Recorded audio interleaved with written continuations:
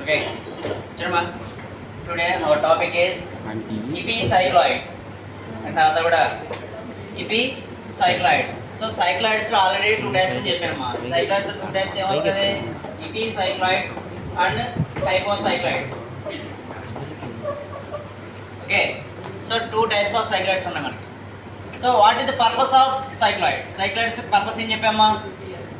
So gears తయారు చేయడానికి, gear trains కానీ గేర్స్ కానీ ఓకేనమ్మా, లేదా బేరింగ్స్ తయారు చేయడానికి ఎక్కువ మనం సైక్లాయిడ్ కర్వ్స్ అనేది ఉపయోగిస్తాం. దాన్ని స్పెషల్ కర్వ్స్ అంటారు. ఏం కర్వ్స్ అంటాం ఇవి?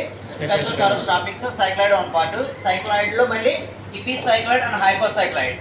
ఓకే, ఎపిసైక్లాయిడ్ అండ్ హైపోసైక్లాయిడ్ అని 2 టైప్స్ ఆఫ్ సైక్లాయిడ్స్ వాడతాం. సో జనరల్గా సైక్లాయిడ్ అంటే మనం చెప్పిన డెఫినేషన్ ఏంటమ్మా? ద సర్కిల్ ఒక ఫిక్స్డ్ పాయింట్ ఫిక్స్ చేసి ద సర్కిల్ ఎలా చేయాలమ్మా? అలాగే స్ట్రైట్ లైన్ రన్ అవుతున్నప్పుడు ఆ ఫిక్స్డ్ పాయింట్ కర్వ్ ఎలా జనరేట్ చేస్తే ఆ కర్వ్ని మనం సైక్లాయిడ్ కర్వ్ అంటాం. సో దీంట్లో ఎపిసైక్లాయిడ్లో ఏంటంటే జనరల్గా మనకి మెయిన్ చూడమ్మా సర్కిల్స్ ఉంటాయి. ఏంటంటే ఫస్ట్ డైరెక్టింగ్ సర్కిల్ అంటాడు, directing circle. Second one is the generating circle అంటారు. జనరేటింగ్ సర్కిల్స్ అనే 2 టైప్స్ ఆఫ్ సర్కిల్స్ ఉంటాయి. సో మీరు ఎప్పుడైనా సైకిల్ బ్యాక్ వీల్ లేదా మోటార్ సైకిల్ బ్యాక్ వీల్ ఇప్పి ఉన్నప్పుడు చూడమ్మా, దాంట్లో బేరింగ్స్ ఉంటాయి మనకి. సో చిన్న బేరింగ్స్ ఉంటాయి. ఆ బేరింగ్స్ చూడమ్మా, సైకిల్ యొక్క షాఫ్ట్ ఉంటుంది. ఆ షాఫ్ట్ మీద ఇక్కడ దీని మీద బేరింగ్స్ ఉంటాయి. ఓకేనా? సో ఇది చూడమ్మా, మనకి ఈ సర్కిల్ ఎలా రొటేషన్ అవుతుంది, దాన్ని బట్టి కర్వ్ ఎలా జనరేట్ అవుతుంది అనేది దీంట్లో మనకి చూడమ్మా. దీంట్లోనేమో ఇది ఏంటమ్మా? డైరెక్టింగ్ సర్కిల్ అంటారు. ఈ లోపల ఉన్న చూసారా, దీన్ని ఏంటారు? జనరేటింగ్ సర్కిల్ అంటారు. ఇది మళ్ళీ టైప్స్ ఆఫ్ ఎపిసైక్లాయిడ్ అండ్ హైపోసైక్లాయిడ్ బట్టి మారిపోతుంది. ఈ టైప్స్ ఉంటాయి కనుక దీన్ని హైపోసైక్లాయిడ్స్ అంటారు. ఏమంటారు దీన్ని? హైపోసైక్లాయిడ్స్. అంటే ఇది జనరేటింగ్ సర్కిల్ ఎక్కడ ఉందమ్మా? లోపల వైపు ఉంటుంది. డైరెక్ట్ సర్కిల్ లోపల వైపు ఉంటాయి కనుక దాన్ని ఏమంటారమ్మా? హైపోసైక్లాయిడ్స్ అంటారు. ఇప్పుడు మనం చెప్పే టాపిక్ ఏంటంటే ఎపిసైక్లాయిడ్. ఎపిసైక్లాయిడ్ ఎలా చేస్తుందంటే జనరేట్. ఓకే, ఇదంతా కూడా ఏం సర్కిల్ అంటారమ్మా? దీన్ని డైరెక్టింగ్ సర్కిల్ అంటారు. ఏం సర్కిల్ అనేది? Directing circle. సో ఈ డైరెక్టింగ్ సర్కిల్ మీద జనరేటింగ్ సర్కిల్ ఉంటుంది. సో జనరేటింగ్ సర్కిల్ ఏం చేస్తుందంటే రొటేషన్ అవుతుంది. ఇలాగా రొటేషన్ ఎక్కడికి పూర్తిగా రెవల్యూషన్ కంప్లీట్ అయిపోతుంది. ఓకే, బేరింగ్ అలా తిరుగుతుంది అన్నమాట. సో తిరుగుతున్నప్పుడు ఎక్కడి వరకు, ఎక్కడి నుంచి స్టార్ట్ అయ్యి ఇలా కర్వ్ వచ్చి ఇక్కడ ఎండ్ అయిపోతుంది అన్నమాట. సో దీన్ని ఎపిసైక్లాయిడ్స్ అంటారు. ఏంటంటారమ్మా? ఎపిసైక్లాయిడ్స్. సో 2 సర్కిల్స్ ఉంటాయి. ఏ సర్కిల్స్ ఉంటాయమ్మా? Generating circle and directing circle అని చెప్పి ఉంటుంది. జనరేటింగ్ సర్కిల్ ఏమో చిన్న సర్కిల్, డైరెక్ట్ సర్కిల్ పెద్ద సర్కిల్. ఓకే, సో ఎపిసైక్లాయిడ్ జనరల్గా అవి ఎపిసైక్లాయిడ్ దేనికి ఉపయోగిస్తారు అంటే గేర్ ట్రైన్స్ ఉంటాయి. ఎపిసైక్లాయిడ్ గేర్ ట్రైన్స్ ఉంటాయి. ఓకే, లేదా సైక్లాయిడ్ ఇంజిన్ ఒకటి ఉంటుంది. సో ఇవి డిజైన్ చేయడానికి ఎక్కువ ఉపయోగిస్తూ ఉంటారు. ఓకే, బేరింగ్స్ కానీ లేదా గేర్ ట్రైన్స్ కానీ గేర్స్ కానీ తయారు చేయడానికి దీన్ని ఉపయోగిస్తుంటారు. Okay, special curves. So now we have discussed about how to draw the easy way. అది కూడా ఎలా అంటే ఈజీ వే ఫర్ ఎపిసైక్లాయిడ్ ఎలా అనేది డ్రా చేస్తాం చూడండి. కానీ మన ప్రాబ్లంలో చదవడం, ఆ ప్రాబ్లం ఏమి ఇస్తాం? మనకు ఒక డైరెక్టింగ్ సర్కిల్ ఒకటి ఇచ్చాడు. Okay, so first generating circle ఇచ్చాడు చూడమ్మా. జనరేటింగ్ సర్కిల్ ఎంత ఇచ్చాడు మనకి? 40 mm జనరేటింగ్ సర్కిల్ ఇచ్చాడు. ఓకే, అది కూడా ఏంటి? డయామీటర్ ఇచ్చాడు, క్యాపిటల్ డి. ఓకేనమ్మా, స్మాల్ డి అనుకోండి. ఓకే, అదేవిధంగా డైరెక్టింగ్ సర్కిల్ క్యాపిటల్ డి ఇచ్చాడు. ఎంతమ్మా? 150 అనేది 2 డయామీటర్స్ ఇచ్చాడు. ఒకటి జనరేటింగ్ సర్కిల్, ఒకటి డైరెక్టింగ్ సర్కిల్.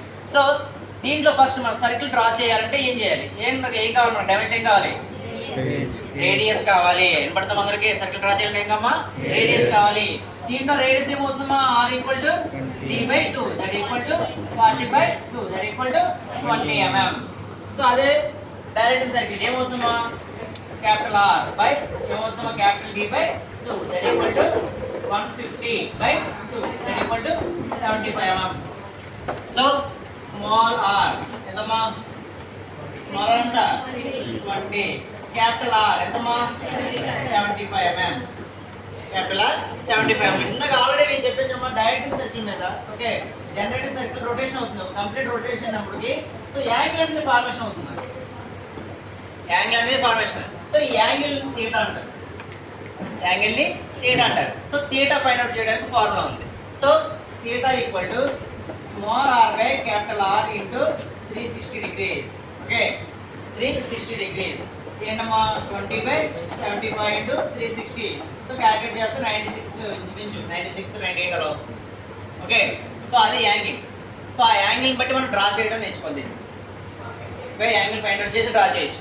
ఇది జనరల్ టాపిక్, అంటే జనరల్గా రూల్ అది. సో అది కాకుండా ఇంకా సింపుల్ వేగా ఎలా చేయాలో చెప్తాను చూడండి. Okay, so first of all ఆ రెండు సర్కిల్స్ యొక్క డయామీటర్స్ ఆల్రెడీ ఐడియా ఉంది మనకి, R20 R75. సో ఫస్ట్ ఏం చేస్తారంటే వర్టికల్ లైన్ అయినా పర్వాలేదు, లేదా ఒక ఇంక్లైన్ లైన్ అయినా. ఓకే, ఒక ఇంక్లైన్ లైన్ తీసుకున్నాం. ఓకే, ఒక ఇంక్లైన్ లైన్ తీసుకోండి, ఓ అనుకోండి. ఏదో ఒకటి ఇంక్లైన్ లైన్ లేదా వర్టికల్ లైన్ అయినా పర్లేదు, ఎలా అయినా పర్లేదు. దీనిలో ఫస్ట్ మనం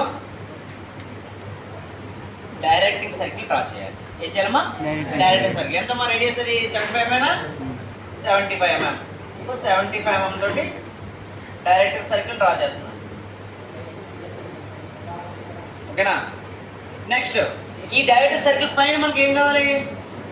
జనరేటింగ్ సర్కిల్ గీయాలి. సో జనరేటింగ్ సర్కిల్ రేడియస్ ఎంత? 20. తినమ్మా. సో ఫస్ట్ చూడాలి అందరూ కూడా ఎలా గీయాలి. లాస్ట్ పర్సన్ ఏం చేస్తున్నారు? సో ఎలా చేయాలమ్మా? ఎక్కడైతే మనకి లైన్ కండక్ట్ అయిందో, ఆర్కిని 75 మార్క్ ఉన్న కండక్ట్ అయిందో దాని దగ్గర ఫస్ట్ మనం రేడియస్ తీసుకుంటాం. రేడియస్ అంటే centre point of the generating ఏంటమ్మా జనరేటింగ్ సర్కిల్ యొక్క సెంటర్ పాయింట్ ఫైండ్ అవుట్ చేస్తాం, O1 అనుకోండి. సో ఇప్పుడు సర్కిల్ డ్రా చేయండి.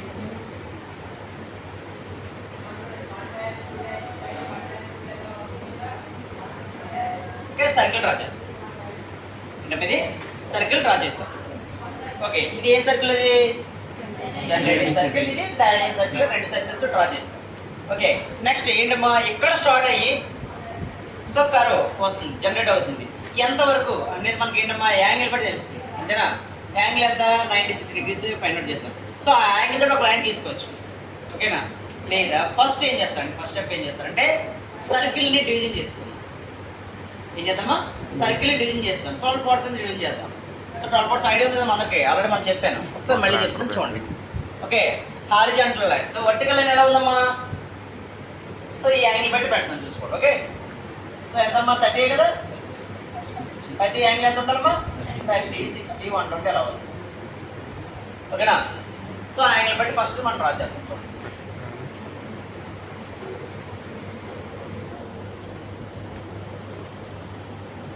సర్కిల్ ఏం చేస్తాను ఇక్కడ? డివిజన్ చేస్తున్నాను. ఈక్వల్ పార్ట్స్ కింద డివిజన్ చేస్తున్నాను. ఓకేనమ్మా? వినపడుతుంది అందరికీ?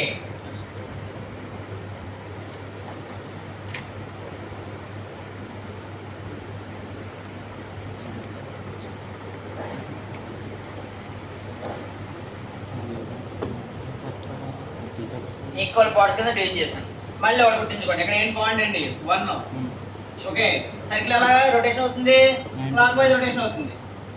Okay, so anti clock wise మనం పెడతాం పేరు. ఓకే, 2, 3, 4, 5, 6, 7, 8, 9, 10, 11, 12. అదే మనం సైక్లాయిడ్లో ఏం చేస్తాం? హారిజాంటల్ తీసుకున్నాం, అవునా? హారిజాంటల్ లైన్స్ తీసుకున్నాం. ప్రతి పాయింట్ నుంచి 2 పాయింట్ కలుపుతున్నాం. సో ఇక్కడ కూడా ఓకే, ఇక్కడ కూడా మనం హారిజాంటల్ లైన్ కాదు, ఏం చేస్తాం? ఆర్చ్ డ్రా చేస్తాం. వినపడుతుంది అందరికి కూడా? ఆర్చ్ డ్రా చేస్తాం. ఎలా చేస్తాం చూడమ్మా. ఫస్ట్ ఆల్రెడీ 1 నుంచి వచ్చేసింది ఒక arc. Okay, generating circle. Okay, next ఏంటంటే అమ్మా చూడమ్మా 12 నుంచి ఆర్క్ వస్తుంది. ఓకే, నెక్స్ట్ ఎంతమ్మా? 11, 3 నుంచి. నెక్స్ట్ ఏంటమ్మా?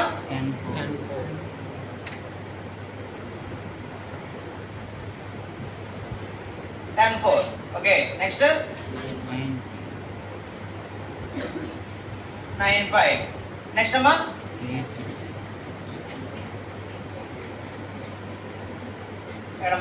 8, 6. నెక్స్ట్ ఇది 7. సో ఆర్క్స్ ఎలా చేయాల్సి చూసారమ్మా? అక్కడ స్ట్రైట్ లైన్ డ్రా చేస్తాం, ఇక్కడ ఆర్క్ లైన్స్ డ్రా చేస్తాం. ప్రతి పాయింట్ 2 పాయింట్ టచ్ అవుతుంది. కానీ అక్కడ చూడమ్మా సెంటర్ పాయింట్ ఒకటి C1 C2 పెట్టాం ఇక్కడ సైక్లాయిడ్లో. ఇక్కడ ఏం చేస్తాం? సెంటర్ లైన్ మీద వస్తాయి పాయింట్లు కూడా, కానీ సెంటర్ పాయింట్ ఏది? అక్కడ సెంటర్ లైన్ మిడిల్ కలిసిపోయింది. 8, 9 పాయింట్స్ కలిసినాయి. అక్కడ 10, 4 ఉంది. 10, 4 పాయింట్స్ కలిసినాయి అక్కడ లైన్. సో ఇక్కడ సెంటర్ పాయింట్ కలవలేదు. సో సెంటర్ పాయింట్ విడిగా డ్రా చేయాలమ్మా. ఇదే మెయిన్ ఇక్కడ centre point. So centre part చూసారమ్మా, ఇది సెంటర్ లైన్ అనమాట. అర్థమైందమ్మా? సెంటర్ లైన్ విడిగా డ్రా చేయాలి. సెంటర్ లైన్ విడిగా డ్రా చేయాలి. అదవుతుందమ్మా. ఆ సెంటర్ లైన్ మీదే మనకి C1 C2 పాయింట్స్ పెట్టాలి. నెక్స్ట్ మీకు ఆల్రెడీ అక్కడ కూడా లైన్ డివిజన్ చెప్పకుండా ఏం చెప్పాను, డైరెక్ట్ సర్కిల్ యొక్క పాయింట్ తీసుకొని ఆర్ట్స్ పెట్టమని చెప్పాను. పాయింట్ 12 పాయింట్స్ పెట్టమని. సేమ్ ఇక్కడ కూడా సేమ్ అలాగే చేద్దాం. ఎలా వస్తుందో చూద్దాం, ట్రై చేద్దాం పాయింట్. ఓకే, నెక్స్ట్ సర్కిల్ మన డివిజన్ 12 పాయింట్ చేస్తుంది చూసారమ్మా. 12 పాయింట్ చేసిన దాంట్లో ఫస్ట్ ఓకే 2 3 4 ఒకసారి 1కి 2 సార్లు చూసుకోండి. ఓకే ఓకే, యాంగిల్ చిన్న చిన్న తేడా వస్తే ఆటోమేటిక్ కొంచెం తేడా వస్తుంది, చూసుకోవాలి. ఓకేనా? సో 12 పాయింట్స్ 0 నుంచి దేని పెట్టాలి? మన సెంటర్ లైన్ మీద పెడతాం చూడమ్మా. 1 2 3 4 5 6 7 8 9 10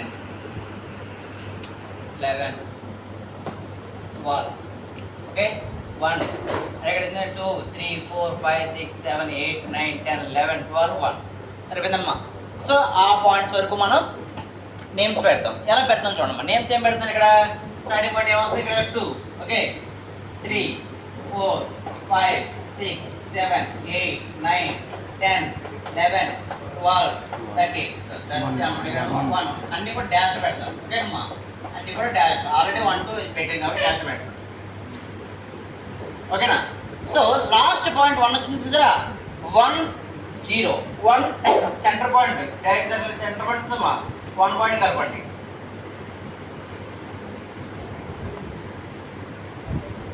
సో కరెక్ట్గా ఇక్కడ మీరు యాంగిల్ ఎంతైతే 96 అన్నామో ఖచ్చితంగా 90 డిగ్రీస్ వస్తుంది. లేకపోతే ఏం చేయాలమ్మా, రివర్స్లో చేయాలి. యాంగిల్ పెట్టాలి ఫస్ట్. ఈ యాంగిల్ లైన్ పెట్టేసిన తర్వాత ఆ యొక్క యాంగిల్ 96 డిగ్రీస్ని 12 పాయింట్ చేయాలి. సో అలా చేయకుండా ఏం చేశాను నేను, డైరెక్ట్ ఆకుండా సర్కిల్ యొక్క దాన్ని డివిజన్ చేస్తాను. ఈజీ అయిపోయింది అన్నమాట పని. లేదా మన ఏంటి 96/12 అని పెట్టి ప్రతి డిగ్రీస్లో యాంగిల్ డివిజన్ చేయాలి. కొంచెం కష్టం అది. మీకు అలా ప్రొసీజర్ ఉంది. సో ఇలా ట్రై చేసి చూడండి ఎలా వస్తుంది చూడండి. అలా రాకపోతే ఆ మోడల్ అదిగేస్తాం. ఓకే అమ్మా? సో ఫస్ట్ ఇది. సో దీని తర్వాత ఇంకా మ్యాక్సిమం ఇప్పుడు ఎలాగా సేమ్ సైక్లాయిడ్ ఏం చేయాలమ్మా, ఏం చేస్తాం? రేడియస్, సర్కిల్ యొక్క రేడియస్ తీసుకుంటాం. ఓకే సర్కిల్ యొక్క రేడియస్ తీసుకొని ఓకే 2 నుంచి ఏంటమ్మా సెకండ్ లైన్ మీద వచ్చింది. మళ్ళీ సేమ్ అంతా కూడా third line. Next 4th line మారుతుంది చూసుకోవాలి, సెంటర్ లైన్ మీద రాకూడదు. ఓకే సెంటర్ లైన్ వేరే ఇక్కడ 5th 6th 7th కనుక ఎగ్జాక్ట్ టచ్ చూసారా. సో కరెక్ట్ అనమాట. నెక్స్ట్ మళ్ళీ ఎండ్ పాయింట్ 8 9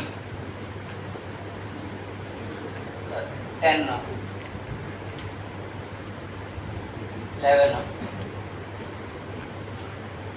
12 1 పాయింట్. ఓకేనా? సో అలా ఖచ్చితంగా పాయింట్లు వస్తాయి. ఆ point names ఏమనుకున్నారమ్మా, P1 P2 okay P1 P2 P2 P3 P4 P5 P6 అప్పుడు లాస్ట్ ఏం వస్తామో P1 P12 వస్తుంది. ఓకే అలా పెట్టుకుని ఈ పార్ట్స్ని కలపండి అంతే. ఓకే P పార్ట్స్ ఏదైతే ఉందో P పార్ట్స్ కలపండి.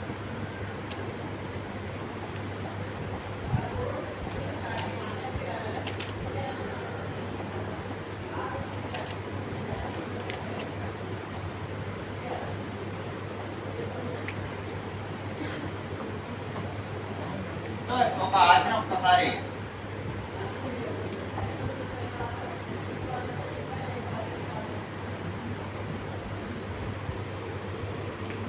Okay this is the ఎపిసైక్లాయిడ్ curve. ఓకేనమ్మా, ఇంకా ఇది ఎపిసైక్లాయిడ్ కర్వ్. సరిపోయిందా? డయాగ్రామ్ సరిపోయిందా? ఎగ్జాక్ట్ వచ్చిందమ్మా. సో అదే మీరు ప్రొసీజర్ అయితే కంపల్సరీ ఎలా ఉంటుంది, ఇది యాంగులర్ ఫస్ట్ యాంగిల్ పెట్టుకుని, అందుకని యాంగిల్ ఫైండ్ అవుట్ చేస్తాం. యాంగిల్ పెట్టుకుని యాంగులర్ డివిజన్ చేయాలి. యాంగులర్ డివిజన్ ఒక పాయింట్ పెట్టుకుని 12 పార్ట్స్ చేసుకుంటూ లైన్స్ గీసుకుంటూ రావాలి. C1 C2 కనిపెట్టాలి. ఆ C1 C2 ఈజీగా కనిపెట్టాం. ఏంటి బై నేను ఏం చేసాం ఆర్క్ డైరెక్ట్ తీసుకొని పాయింట్స్ అంటే సైకిల్ మీరు 12 పార్ట్ చేస్తారు కదా ఈక్వల్ పార్ట్ ఎగ్జాక్ట్గా చేయాలి మీరు ఆ చేసాం అదే పాయింట్ పెట్టుకుంటే 2 సార్లు చేయకపోతుంది చాలా ఈజీవి అనమాట ఎంత ఈజీగా మనకి ఏ టెక్స్ట్ బుక్లో లేదు. సో జనరల్గా ఏంటంటే మనం అనుభవం మీద చెప్పేది సో ట్రై చేయండి కరెక్ట్గా వస్తుందని నమ్మకం రాకపోతే మళ్ళీ ఓల్డ్ మోడల్ మనకి ఏమంటారు ట్రై చేయండి ఒకసారి. ఓకే ఆపండి.